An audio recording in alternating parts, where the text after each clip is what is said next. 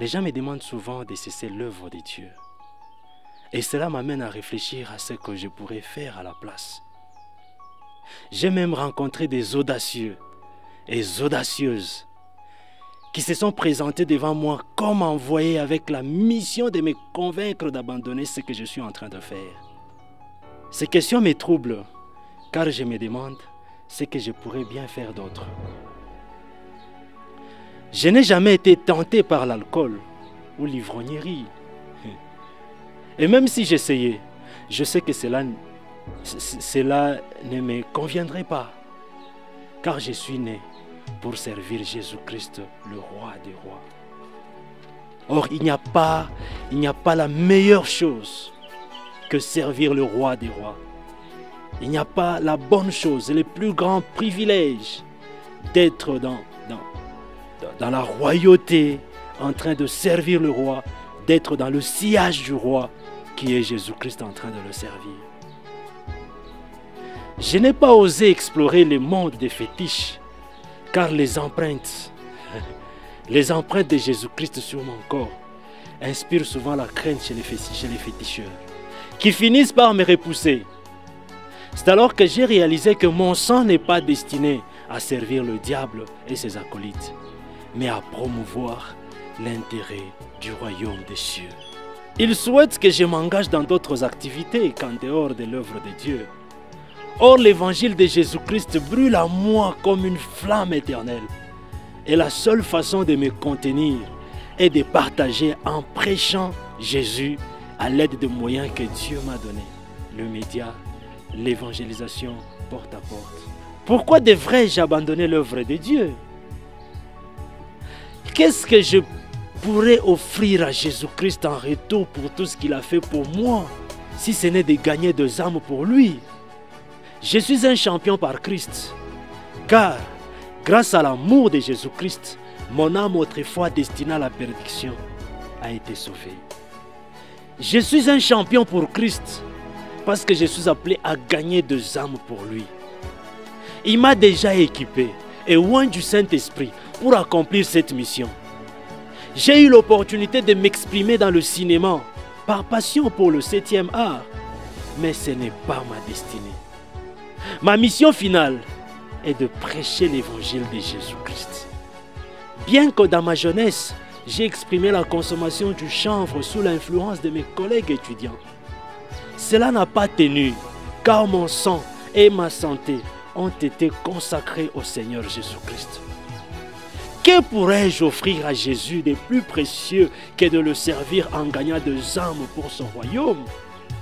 Si jamais je venais à abandonner Jésus-Christ et son œuvre, pourquoi devrais-je me tourner à autre chose?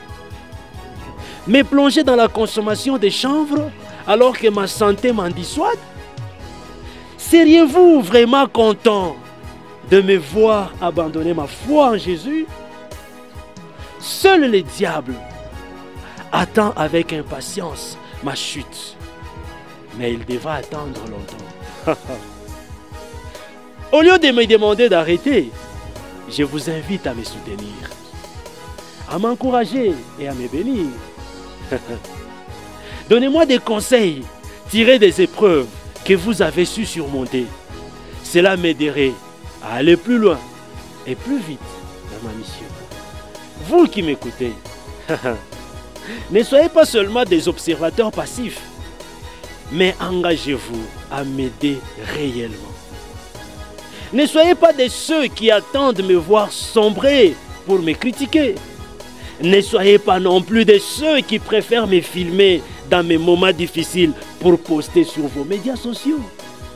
Soyez plutôt de ceux qui me donnent des stratégies et des conseils, m'encourageant à faire mieux pour la gloire de Jésus-Christ et pour votre fierté. Utilisez mon énergie et mon dynamisme d'aujourd'hui pour que je réalise ce que vous n'avez pas pu accomplir. Je sais que si un fils n'a pas de vision, il poursuit la vision de son père. Chaque fils est censé aller plus loin, telle une flèche propulsée par la force de son père. Aujourd'hui, avec le peu d'encouragement que vous m'avez apporté, je gagne des âmes pour Christ et pour l'intérêt du royaume. Cela rend difficile pour moi de reculer ou d'abandonner.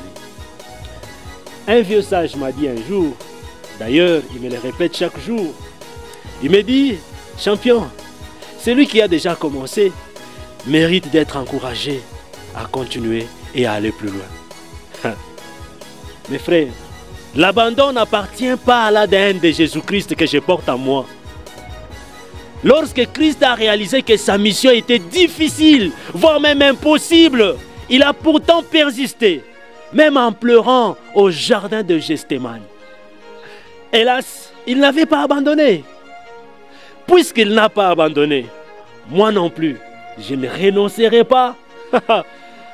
Actuellement, j'ai un slogan swahili qui dit Bintu bikubien, twende tu. Kama bintu bikubien, twende tu. C'est-à-dire, allons-y seulement. Et surtout que si tu sais que tu es avec Jésus-Christ, si c'est dans la brousse, Jésus-Christ, allons-y. Si c'est dans les fleuves, Jésus-Christ, allons-y. Si c'est dans les feux, Jésus-Christ, allons-y. Parce que je sais que la fournaise ardente n'a pas brûlé Shadrach, Meshach, Abednego et les autres. Pareillement pour moi, vu que je suis avec toi. Allons-y Jésus. Et je ne serai pas brûlé par les feux. Je ne serai pas brûlé. Alors, très loin pour moi d'abandonner. Avançons. Que Dieu vous bénisse pour l'attention que vous m'avez accordée.